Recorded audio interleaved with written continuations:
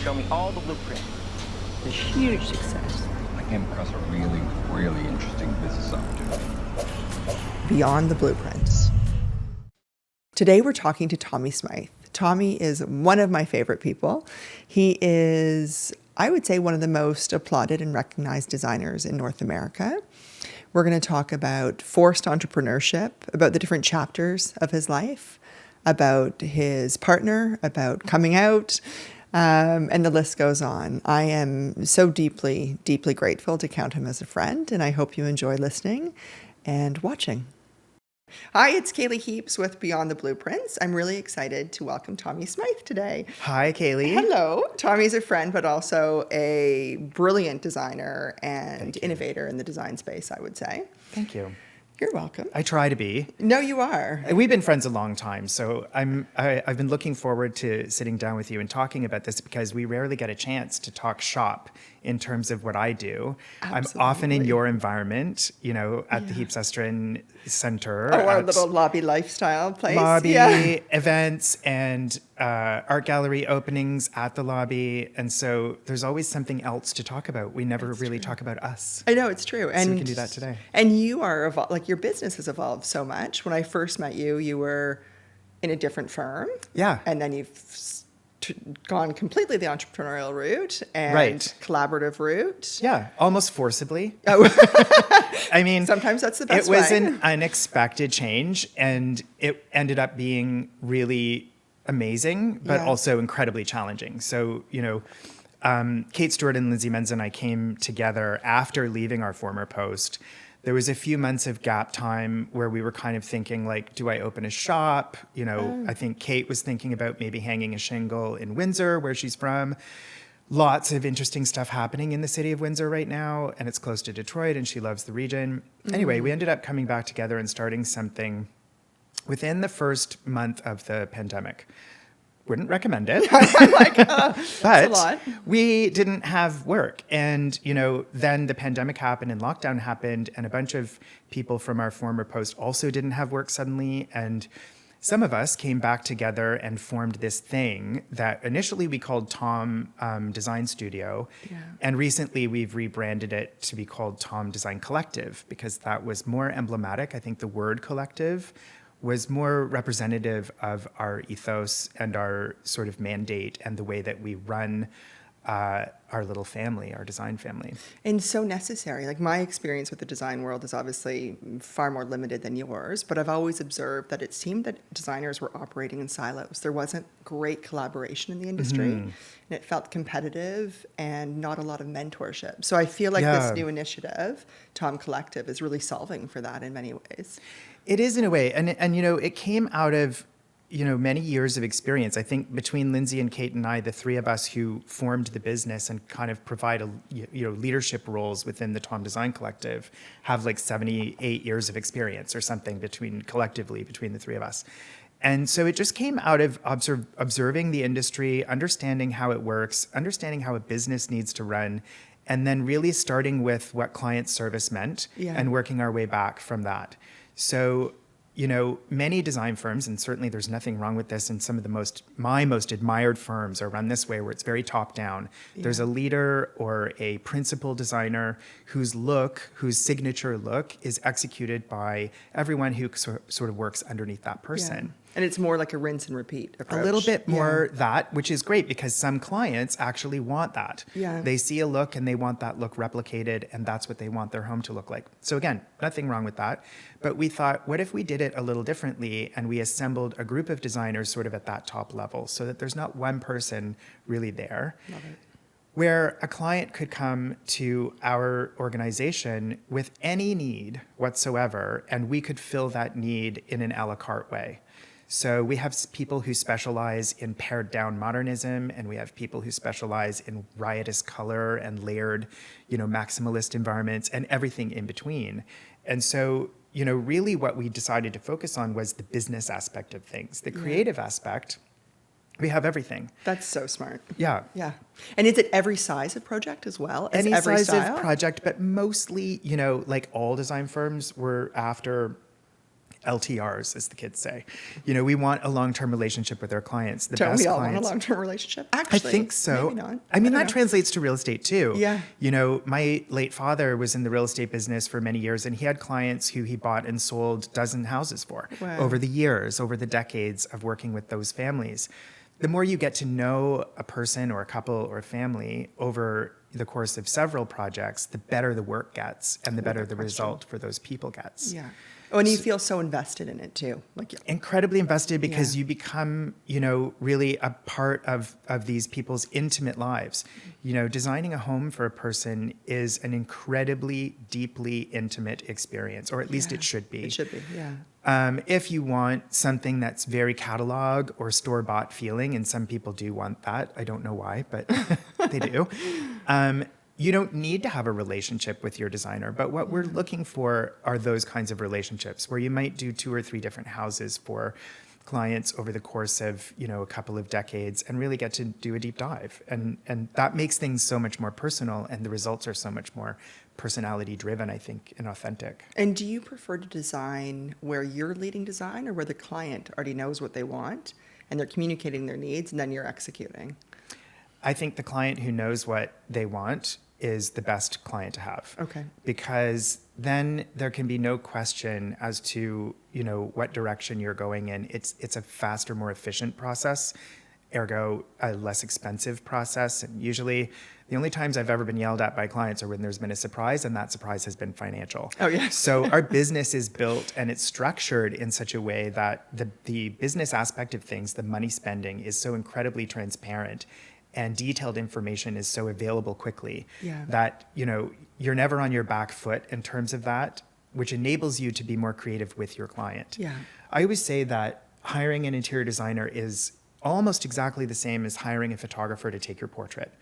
Oh, interesting. Both the photographer and the designer are creating a portrait of the subject. Yeah. And so for you, when I create a portrait of Cailey, it is a portrait of rooms.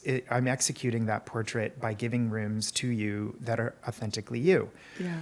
In the same way that you hire a photographer. But when you hire a photographer, just like with a designer, they're designing for you a portrait that is through their lens, which is their experience, their point of view, their technical skills, and all of those layers that they bring to the table. For instance, you, Cailey, could hire Bruce Weber to take your picture, and that picture might be rendered in black and white. It might be incredibly moody and deeply soulful and very pensive.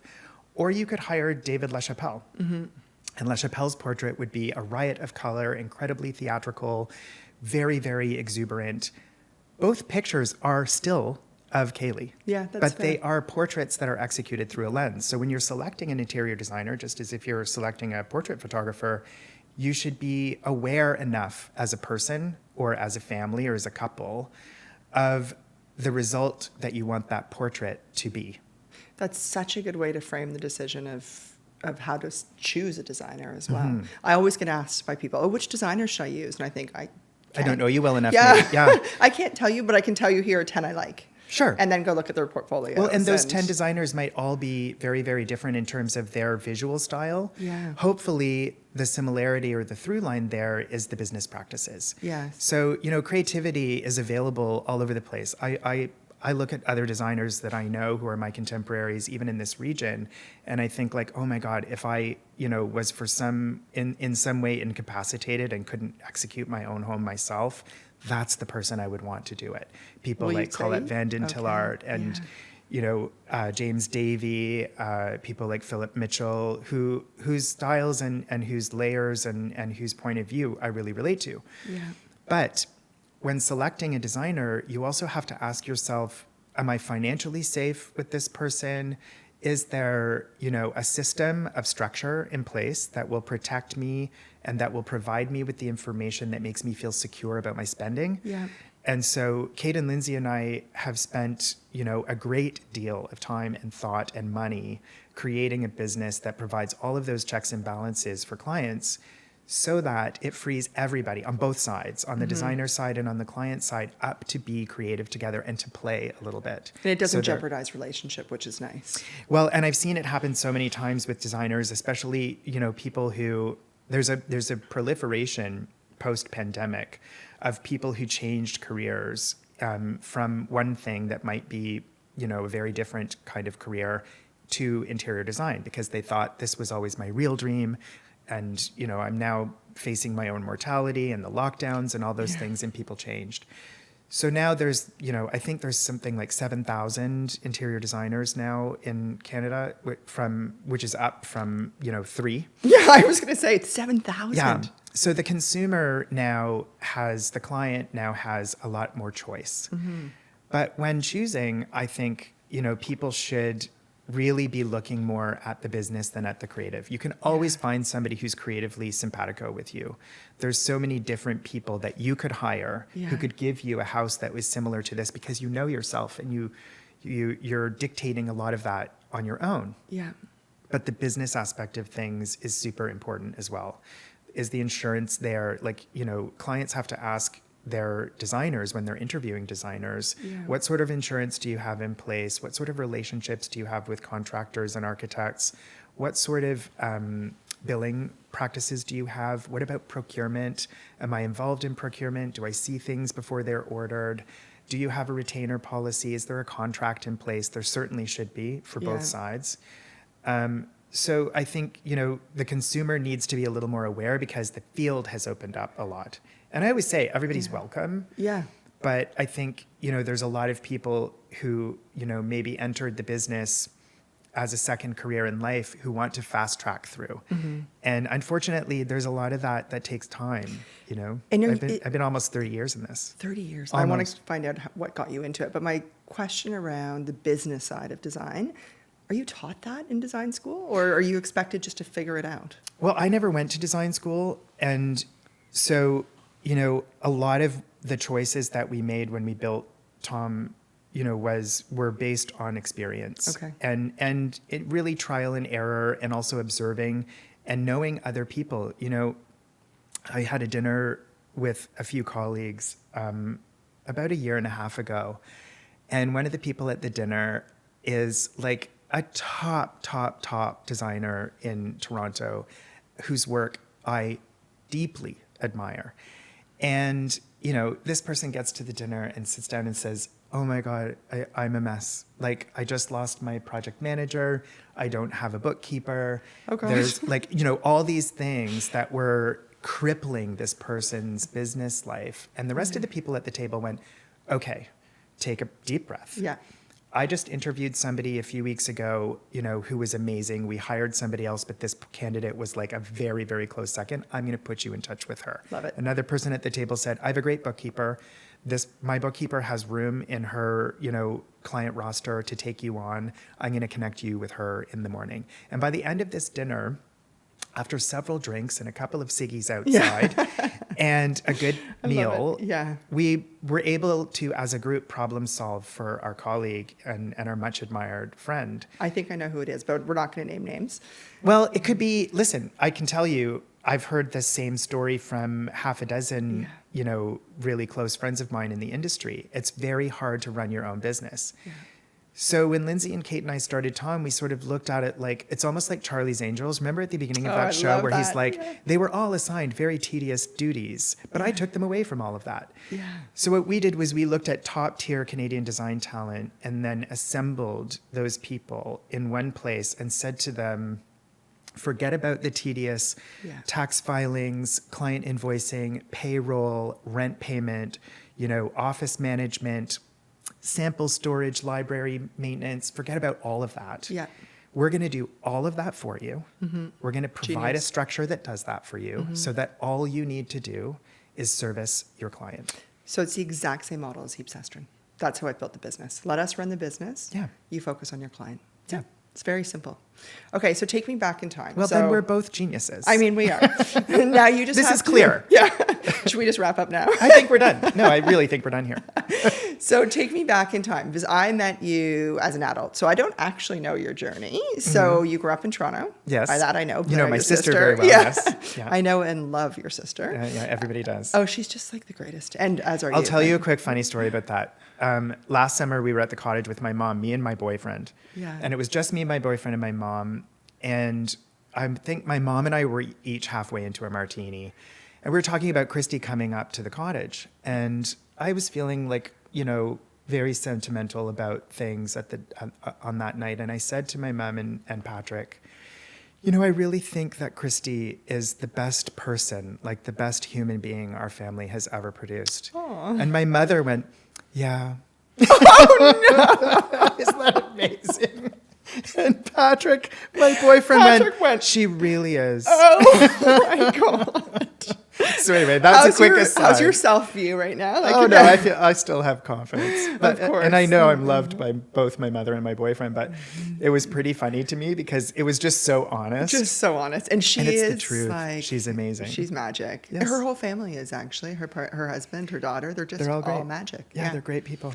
So you grew up in Toronto. I did. Christy's I have three Christy sisters. and then two stepsisters. That's right? Yeah. We don't really use the word step just because we actually knew Carrie and Carly for years and years before our respective parents got together and we became actual siblings through marriage. So, I say instead of stepsisters, they're my sisters through marriage, basically. So but they were like cousins before our parents got married. So we'd known them since I held Carly as a baby. Wow, I didn't know that. Yeah, so we were already kind of pretty close to being siblings before that, officially happened. Yeah. So we're all very close. Isn't and my that mother's nice? very pleased, Yeah. I've only met your mother once and I thought she was a fantastic woman. Oh my so God, interesting. she's amazing. And the stories the funny stories about her are just I have certain friends who ask me to tell certain stories about my mother. Really? Can you tell us one? I'll give you one quick one. Christy and my mom, Anne, and I were in Paris together. I can't remember why, but I think Christy was working and my mom and I decided to go and tag along and have because every once in a while we do a little trip. How fun. And my mother had been in a Chanel store looking at a handbag in Florida before this Paris trip was happening. But she thought, you know what? I'll go to buy the purse when I'm in Paris because it's Way Chanel more fun. and I'm in Paris. Yeah. And so let's just do that for fun. So the three of us left the hotel and we walked along Saint-Honoré and we went into this temporary Chanel store because the flagship was under renovations. And you walk into the store and there's this very long, narrow, almost like a railway car of a shop. And all the way along one side is a counter with shelves in behind and merchandise.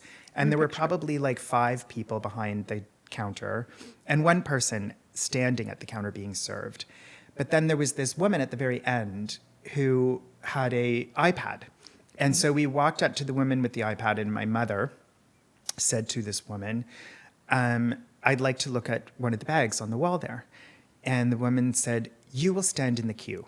And she gestured to her left and there were 7 people standing there, not being served, waiting to be served in the Chanel store. And my mother looked at the woman and she went, oh, I don't think so, dear. Oh. And she turned on her heel and she walked the fuck out of the Chanel store. Her. And my sister, Christy and I were just like, okay, I guess we're leaving. Her. Yeah. So she love that. left and she was livid. So we had to take her to get a drink. Yeah. So we took her for a martini, quickly got over it after the martini.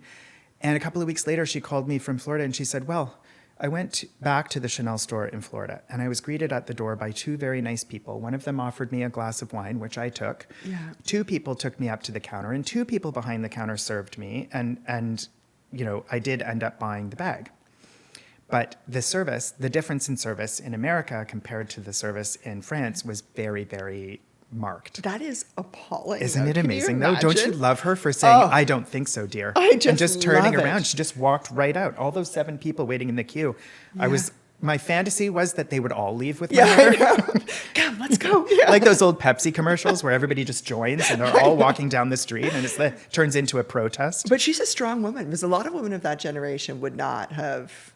She was not going to be intimidated by a sales associate in a Chanel store No. for the privilege of buying, a very expensive handbag. Yeah. She was like, I'm not going to be spending this kind of money and receiving this kind of service. No, thanks. So I need to spend more time with your mom. I think she's my think so, dear. spirit animal. I really like her. But it says a lot about who you and Christy are too. Incredibly kind. For sure. But you know yourselves very well. We were raised by really good people and, Yeah. and with really important and I think really good values. Yeah. Our sense of fairness is really, really majorly strong. Yeah. Strong and- intellect, kindness. Like there's so many values that you share. Yeah. I mean, you know what, Cailey, there's a lot that you can teach. And then there's a lot that you just sort of by osmosis, like glean from the people that are around you as you're growing up. And, you know, my parents, they both always had this really strong sense of justice and fairness. They had a diverse friend group, you know, like, you know, when I was thinking about coming out to my parents, like I already knew that they had gay friends. Like it wasn't like a secret thing. It wasn't scary in that one way. How old were you? I was lucky because I grew up in a city. I was 18. Okay. Yeah. Yeah. So, you know, like, yeah, we were raised by good people. And I think we take that into our, you know, into our lives in all the different layers. I always say, you know, like we spend 85% of our time at work. You know, if you're not happy in your work, you're not happy in your life. And so we apply all of those principles to our business lives and our personal lives, and they're kind of blended. And you attract what you put out, I think. Like when I look at your partnership now at Tom Collective, if I look at Patrick, if I look at, you're surrounded by good people because you are a good person. And I think that's the way the world kind of works. You know, I know some days I think maybe I'm not a good person, but I try. I definitely, every day I try for sure. Yeah. And I think the way that you treat people is really important. And certainly in my business, and I know in yours as well, it's a service business, service-based business. We are sometimes treated like garbage. Yeah. And, you know, one of my big things in mentoring the people coming up through our business, because we really do believe in mentoring people up through the ranks. We promote from within at Tom Collective. We have that policy. And what I'm always trying to teach them is that, you know, a lot of times you have to look at the sort of return on the investment of eating a shit sandwich and really weighing the options there. You know, like that person who might have treated you very, very poorly in that meeting. And yes, I was there and I saw it. Of course it happened. You may have to turn around and smile and eat shit and walk out of the room with your head held high, because you know what? That person also has paid for your kids' school tuition, your vacation, your holiday that you're taking at the Christmas holidays. That person is paying the bills. Yeah. And it's usually not about you. Like if someone treats you poorly, it's a reflection of who they are. And Absolutely. I just generally take it. I'll smile and listen. I take it too. Yeah. You know, and I have to, because it's my living. Yeah. And also, you know, I forgive that behavior in others because I know that, as you said, it comes from a place that I have no control over, that I have no effect on, and that really isn't a reflection on me. No. So, and people who are in pain cause pain, right? Like usually that's the way it works. So my parents, my dad is very self-made. He didn't have the same He was background. also an entrepreneur. Yeah, and he grew up, you know, with a very, very, very modest background, dropped out of high school, went into mining, went back, got a scholarship. I dropped out of high school and went into night clubbing. Probably should have gone into mining. Well, anyway, both dark spaces. So, and then he got a scholarship and put himself through university. Anyway, long story short, what he had taught us, I have 3 brothers, and what he always said to us is it doesn't matter if you're sitting with the president of the company or the person who just cleaned the boardroom, you have to treat them the exact same way. And that, I think, is such dignity an important... and respect. Yeah, it's such an important lesson. And we can't value people based on their financial wealth. You value people based on their character and how they treat other people. Yeah. Anyway, I think that goes back to what you were saying about, you know, most of the important lessons in life is just through osmosis and fundamentally... And experience and making mistakes and failing forward, and all of those bumper stickers that, you know, all those Oprah-isms that we grew up with, many of them hold true, and because they hold value, experiential value and life lesson value. And you know, I think in both of our respective businesses, there is, you know, this service element that puts you in a position where there is an immediate need that you are being engaged to fulfill, and that doesn't necessarily afford you or I the time to get to know the person before we're in business with them. Yes. And sometimes those people end up being delightful, and sometimes they end up being monsters. Yeah. And that's why when I said to you earlier in this conversation, what we want to do as professionals is develop long-term relationships with clients who we really vibe with, who we really understand, where there's mutual respect. But in order to get those relationships established, you might have to have, like I said, eat a few shit sandwiches here and there and, you know, move on. But I would say that most people, like more than 95% of the people I deal with, are great people. I would say that for us, it's pre-pandemic, it was 95% great people, and post-pandemic, it's 50-50. Interesting. Yeah, I think everyone collectively, and here's where I'm going to morph into Fran Lebowitz a little bit. Please do. Lost their manners during the pandemic. Yeah. And there is this newfound freedom to be a shitty person post-pandemic, where people just feel quite free to say exactly what's on their mind, whether it's right or wrong, whether it's fair or not, to cancel meetings, to disrespect other people's time, to, speak, in a way too familiar way in a professional environment. Yeah. There's a lot of that post-pandemic, and I hope that we cycle through it. I really do. But, I've been in this sort of people business for nearly 30 years now. And the one thing that I know for sure is that I don't know anything, as far as people, human behavior. Yeah, it changes. I have a minor in psychology, which comes in really handy every now and then. For sure. But I would agree that people's... This is a session right now. Yeah, here we go. I would say my client base, I haven't noticed such a marked change in behavior, but in the general environment, absolutely I have. And I think it's because people were locked in with themselves. Like they had no... suddenly it was like sweatpants and not wash your hair and like all those things that we used to do that were about self-respect and also respecting others kind of like got pushed to the side. Yeah. And I don't think we've really reintroduced them fully yet, but let's, please. Yes, let's, please. Because I'm really losing my patience with it. And again, you have to just sit there and eat it sometimes and just understand that everybody is making an adjustment. Society in general is making an adjustment post-pandemic, and we all have to be patient with each other and try to live through it until we can get there. But I do remind people to their faces, let's try to remember our manners. That's very much a lesson your mom seems to have taught you. I don't think so, dear. Yeah. I think also, though, that what we're seeing in the U.S. let's just say it, Trump has given people permission to hate again, to outwardly and openly hate each other. Yeah. And it's so sad to me that we haven't stopped that. We haven't said this isn't okay. I agree, Cailey. And I think also, there's this prevailing sense of dread and stress that not everybody deals well with. Yeah. I deal with stress really well, I think. Too, yeah. I've developed tools over the years. I come from a marginalized community. I have received as a public person all kinds of vitriol, but also lots of love. Mm-hmm. And so I've learned to calibrate my stressors and understand how to respond kindly to stressful situations, but I don't think everybody has those tools. No. I was just saying earlier to a colleague who was worried about this sort of lull that we're experiencing in the interior design business. I said, every time we're going through the months that lead to a US election, people who are of high net worth, and that's our clientele, are conservative about spending. Yeah. Because they're waiting to see what global economies will do after whomever is elected. And especially when there's a close race, people stop spending money. Yeah. So everything will be fine come June because things will equalize. I agree with you. Yeah. I always tell my staff, this business is ebb and flow.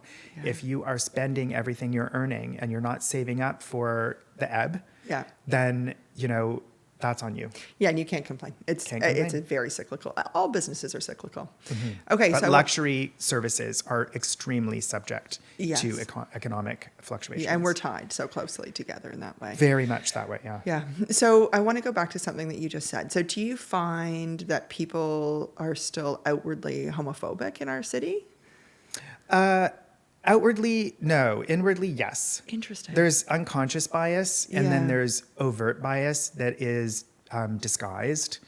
And then there's, and that's always going to be there. There's no way to fix that. It's like racism. It's the same thing, or misogyny. Mm-hmm. It's never going to fully go away. But I think, with cycles, where rise in conservatism, both, south of and here, south of the border and here, always create a little more, as you touched on earlier, freedom for bigots to behave a little more overtly. So sad. So, of course. I mean, I remember just the years that I was on television. I remember my mother saying to me, when I was working behind the scenes with Sarah Richardson right before I started going on camera on Designing, which was her Maverick show that was so innovative. It was the first show in lifestyle television that really pulled back the curtain on an interior design firm and showed the inner workings of it. It was Maverick. Yeah. And it was her concept, and it was so brilliant. And I was invited to be a part of that. And I remember my mother saying to me, make sure when you do this that you're confident in doing it as yourself. Yeah. Because if you start lying or creating a persona, and God forbid this show is successful or this goes somewhere for you, you're going to have to keep that up for a really long time. And that sounds exhausting to me. What great advice. And so I went on camera as an out gay person. The producers of that show, Sarah and her co-producer, Michael Preedy, were always very respectful of my boundaries. Yeah. But I went in with no boundaries. Yeah. You know, just the same way we went into this conversation. I don't believe in boundaries. Yeah. I know how to behave respectfully and politely. And I expect people to behave that way toward me. And if they don't, like we said, it's on them. It's more a reflection of who they are. I remember Laverne Cox, the trans woman who's an actress in the United States. I remember her being interviewed on a podcast, and somebody said, like, I think the host said to her, you know, how do you react when people say, you know, awful transphobic things about you? And she said, it's none of my business what other people think of me. Oh, what a great thing. Yeah. And I don't think that quote is directly attributed to Laverne, but when I heard her say it, I thought that is an articulation of exactly how I feel about people who behave in a homophobic way toward me. And that's how I try to help people that I work with. In terms of the misogyny that the women that I work with encounter on job sites every day in Toronto. Still, it's the 1950s on a construction site. There's been a resurgence of that, though, that bad behavior, white male entitlement. I have never, ever seen anything like it. Where are our manners? Yeah, Cailey, I've never where seen are anything our like manners? It. To me, and towards me as well. And I think, you know what, this is, like, you put me in a room with any business person, I'm totally comfortable. Yeah. But the way I've been mansplained to lately, oh, it's so fun. Yeah, and it's so wildly, like, inappropriate for a person of your intellect that I imagine you just standing there dumbfounded and nearly like unable to process, because it comes so out of left field when you're chugging along, doing your thing authentically and well, you know, as you do. Thank you. And that kind of bullshit comes your way. You're just like, what? I generally did you just do say this. to me? I generally go, is it like someone behind me that we're speaking to right now? I call people on stuff like that now, and you know, I think it's a symptom of, or at least the result of reaching an age where I feel like I have enough authority to be able to be really defensive about stuff like that. And my great friend Amy Rosen, who's the travel and food writer, well-known travel and food writer, one of my best friends, I remember observing her at a dinner that I was at. We were in a restaurant with a group of people. Yeah. And somebody said something that was low key, like a racist microaggression. Which and happens Amy all the time. put up her hand like this and said, "That's racist." And the person started laughing and was like, "No, it isn't." And she said, "Yeah, it is. We can move on, but we're not moving on before I mention that what you just said is racist." Good for her. And I looked at her and I was just, and we did move on, but I think that the person that she confronted about that was given enough pause to maybe think about what they had said and maybe not say it again. Yeah, whether in mixed company or not in mixed company. Learn something, yeah. And so I started like adopting that practice. I started just saying to people, that was anti-Semitic what you just said. You know, what you just said was homophobic. Low key, but it's still homophobic. Low key is still that, it's still there. It's still and there. The basis of the thought is the same, whether it's low key or not. Or did you know that, you know, nursery rhyme that you just said is actually based in a racist history? Yeah. Like those kinds of things matter to me because, you know, like it's been my experience that people sometimes are that way out of nothing but ignorance. Yeah. And if you fix the ignorant part and say, now that you're educated, now that I've told you, there's no excuse to do that again. Yeah. That's different than saying, you know, you're a piece of garbage that needs to be thrown away because you said what you said. I don't believe that. No. I believe that people's minds can be changed. I believe their hearts can be, you know, enhanced and grown. And if you respond without judgment, that is the clearest path forward for the other person to improve. Yeah. And it's not judgment. When you say that's racist or that's misogynist or that's homophobic or that's anti-Semitic. There's zero judgment. It's just you're fact. Not judging. You're just, exactly. You're just identifying that something is there. Yeah. And then it's everybody's choice how to move on from that or whether to move on from that, but it needs to be, you have to say it. We all should be doing that as a society because it's how we evolve and get better. Yeah. Please do it politely. Yes, like of we've course. said, With manners. like where are your manners? But Yeah. but don't not do it because you feel it's not your place. It is everyone's place to police this shit. Yeah, agreed. Okay, so go back in time. So you go to high school in Toronto. You come out to your parents when you're 18. It goes well, I'm sure. It didn't go as well as you would think. Oh, interesting. My parents were also going through a separation at the time, so it was a really tumultuous period, and so it was good. It could have been better. Okay. But all of that is long since reconciled Of course. and understood. And I was pretty confident when I came out. I made sure that I was ready. Yeah. It must be very scary and intimidating to walk into that conversation. It can be. I think for me, it was, it came out in a confrontation. Okay. And it resulted in me getting kicked out of the house. And like all, fabulous gay people, when I got kicked out of the house, I went and lived with celebrities. Amazing. who were an actor and a singer Yeah. and a comedian. And so, I went and lived with Don Herron and Catherine McKinnon down the street. So fun. Yeah. Out of the frying pan into luxury accommodations. And also a very supportive, artistically supportive environment, know. And so Don and Catherine were like other parents to me throughout growing up. So by the time I was 18 and this happened, they were like, just come and be here. It's close to where your parents are. They were down the street. Perfect. So it was very easy for me to be able to move through the process of doing all of this with my parents with that kind of proximity, but also in a safe space with people that they knew and that I was very fond of already. Where everyone could have a little bit of space, maybe just to process. Yeah. I recently, I was living in this house with like Don and Catherine and all the craziness of their entertainment lives, and Denny Doherty from the Mamas and the Papas would be over, and Christopher Plummer would come for the Christmas party. And oh, wow. Barbara Hamilton, and it was a very amazing salon that they had in their house on Lowther, and it was a port in a storm, but it was also an inspiring place to be. Robertson Davies came over one day. And it must have fed your creativity, I would think. It did. Like giving you permission to be much more open to creativity. Absolutely, it did. Yeah. And it really pushed me in directions that I needed to go in at the time. Yeah. I recently, so there's a young man who I've become close to over the years. He's a teenager. And he recently confided in me that he wants to come out, but he doesn't know how. Mm-hmm. And he's so scared about telling people. And I've sort of there's so many options for how to come out now too. Like in my time, you were like lesbian, you were gay, you were bisexual, or you were trans. Yes. Now there's like 16 other letters and numbers associated with this. So I would imagine it would be harder, like, am I non-binary? What am I? Yeah. Is a bigger question or a more layered question or a more detailed answer these days than it was when I came out. So I don't envy the kids that. No, and I didn't really know what advice to give. We were having a conversation. And I said, all I can say is that as a parent, I'm sure your parents will love you no matter what. It just might be a period of adjustment. Yeah, they might not be able to express that right away. Yeah. That's the other thing that kids need to be prepared for, is that the reaction that they're hoping for may not be the reaction that they get, but it will be eventually. Eventually, yeah. I don't know of very many cases these days with what we know about,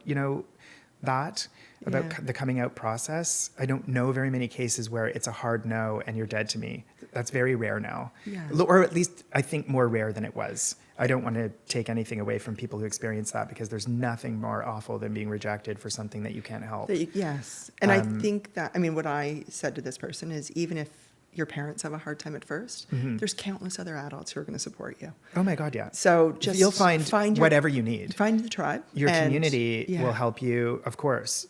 Like I've been involved in so many things over the years. Like I've marched in the streets for the right to marry. I don't want to do it myself, but I want the option. And I've been involved in so many initiatives for homeless LGBTQ youth. There wasn't a dedicated homeless youth shelter for the unhoused of our community until really recently. Like Glenn and George from Yabba Pushelberg really helped hugely with this through IGAL, and I was involved in the early stages quite a bit. But you look at these statistics and you think, can this be possible in this day and age? Like, it's shocking. We were told that there are as many as 2,000 youth on the street who identify as gay, those people who in this city, and those people are often met with the same kinds of prejudices or abuses within the regular shelter system that doesn't cater directly to their needs as they were in the environments that they escaped to the streets of Toronto to find shelter from. So they're just constantly in this cycle of rejection and judgment. And so, but it wasn't until, so there's a place called Friends of Ruby, and it wasn't until Friends of Ruby opened that there was really a dedicated place for these kids. Yeah. And you think, wow, like that place only opened a couple of years ago. Like, how did that not exist beforehand? But it's so alone, and it's these kinds of things. When you're involved, you learn. When you do a deeper dive, you learn shocking things, and then you turn that shock into outrage and action, and then hopefully you can be effective in helping to change things. What I was surprised about in speaking to this young person, they're high school aged, is that there's so much talk about acceptance and, all the letters that you just mentioned, but that their contemporaries are still very homophobic, like these other high schoolers. They can be, yeah. I was really surprised by that when there's so much discussion and education, and I would have thought a much more accepting generation, but well, the funny thing, there's a funny thing, Cailey, about education. The availability of it doesn't necessarily translate into the engaging with it. Yes, you're right. Yeah, not everyone is intellectually inclined. It's there. Certainly, it's more available now, that educational element of things, that information that we have access to now. But it doesn't always translate into people using that information to make themselves see the world in a more appropriate way. Yeah. There's a lack of self-awareness sometimes and the maturity. Okay, so you said you don't want to get married, but you and Patrick have been together for what I think seems it's like a long time. Coming up on like 7 years now. That's a long time. Something like that. Yeah. Yeah, and he's a great. In gay years, that's like 35 years in gay relationship. And how did you guys meet? So I've only met Patrick a handful of times, but he's a wonderful human. He is. He's wildly talented too. Oh, is he ever? Not an Epo baby. I mean, really a self-made person in his realm, which is interiors photography. People think that I helped him because that's a jump that would be very easy to make. Yeah. But actually, I introduced him to one person who hired him to do something. That was Kate Thornley Hall. And one other person who needed her apartment shot, and that was Sarah Keenley-Side, the film producer. Yeah. And he built his whole career from those two things. So I opened like 1.5 doors to him when he said, I want to explore this. And he did absolutely every single other fucking thing himself. Amazing. Yeah. And he's so talented. I mean, he's so talented. He's wildly talented. I say that objectively. I was a magazine editor for 10 years. I understand photography. I'm intimately interested in it. He is objectively an incredibly capable and talented and proficient photographer. Well, and earlier in our conversation, you likened photography to design and painting and portrait. So you obviously have a creative connection of some sort. We do. And we also like fight like so much about it because I know what he's capable of. And so I don't let him get away with anything, which is hard for him. Yeah. Well, that's good, though. I mean, that's the best relationship, is pushing each other to be better. It is. So and I think it's good for both of us, for sure, because, I think it pushes us in directions that make us better. Yeah. But yeah, we met. The story of that relationship is in 2 parts. We met through photography in a weird way. Okay. I was at Jeremy Lang's fashion show in Toronto Fashion Week many years ago. And I was with Suzanne Dimma, who was my EIC at House and Home at the time. And after the show, this kid came running up to me and said, oh, I just wanted to introduce myself. I'm Patrick Biller. I've seen you on TV growing up and all this stuff. And I was like, oh, it's so nice to meet you and whatever. And we walked away and Suzanne was like, that guy was so handsome. And I was like, yes, and he's 12. So I think at the time, Patrick was 24. And you do the math. We're 18 years apart. Okay. And so he got in touch with me through Facebook back when people were on Facebook. The good old-fashioned way. I don't think I've seen Facebook in 5 years, but he got in touch with me through Facebook and we met up after that. And then we had a short sort of like few months of being together, but the age gap at that time age gaps are interesting because if the age gap is always going to be the same between two individual people, Yeah. but if you shift that age gap further down the line in life, it can sometimes work a little bit better. Agreed. And so we were together, we had a great time, and then we were apart for a number of years. And then we got back together. And after that, he hasn't, we've been together ever since. So it was a relationship in two parts. Yeah, the first was sort of the learning, and then the second was the return to each other. And the age gap has never been an issue, really, except for that, what I call round one. Yeah. Because he was so much younger and I was so much further along. But then the gap, like when you're in your 40s or 50s or whatever, it becomes less significant. It does. Yeah. And I don't know if you've been through that, but for me, have. it was my first May, December experience. I'd never been with anybody who was that far away from me in age. Yeah. And so I was really worried about it at first, and certainly kept saying to him things like, you need to understand that when I'm disgusting, because I will be way sooner than you are, you need to leave and you should have somebody who's cuter. Please don't be with me when I'm, dribbling into my incontinence pants Oh my God. and watching Jeopardy all night, every night. Like, please. And, he was very patient with all of those kinds of push gentle. Yeah. yeah. But, I always look at relationships, and I always have looked at relationships as, something that you decide to be in more or less on a weekly basis. Yeah, I would say it's a daily. I'm very single, so don't ever take relationship advice from me. But that doesn't mean that you're not good at it. You know what I mean? Like, I think if this second round with Patrick hadn't happened, I would probably be very by choice single. Interesting. I love being alone.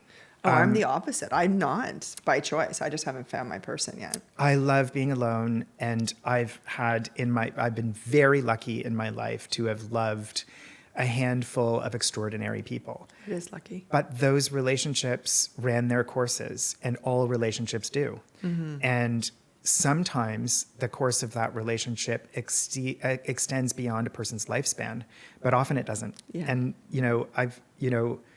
I've seen so many people fall in and out of love with each other. And I think all relationships have to be looked at as a body of work. That's a nice way of looking at it. And you can leave that behind and say, I'm still so proud of that body of work. And it was so great until it wasn't. And I think people make the mistake of looking back on a relationship that ended through the lens of only being able to focus on those last 6 months, maybe, instead of the previous 6 years or 2 years or whatever it was. That's very topical for me right now. But yes, I think it is. I mean, every human relationship, we should try and figure out how it can make us better. What are our big lessons? Well, and also just to be able to be proud of when it was good. Yeah. Obviously you were in that relationship with that person for a reason. Whatever that reason was for you, honor that. Yeah. And speak of it nicely after you move on. I'm always very cognizant that, I notice myself speaking really, well of people that I'm not in a relationship with anymore. I've noticed that about you just generally, socially. You never speak ill of anyone. And certainly not that I've ever seen. No. Yeah. And I just don't think, I think it's gross and unattractive when people are just like, oh, that fucking asshole. And, I hate that person. And, it cheapens you when you do that too. Well, it also makes me wonder,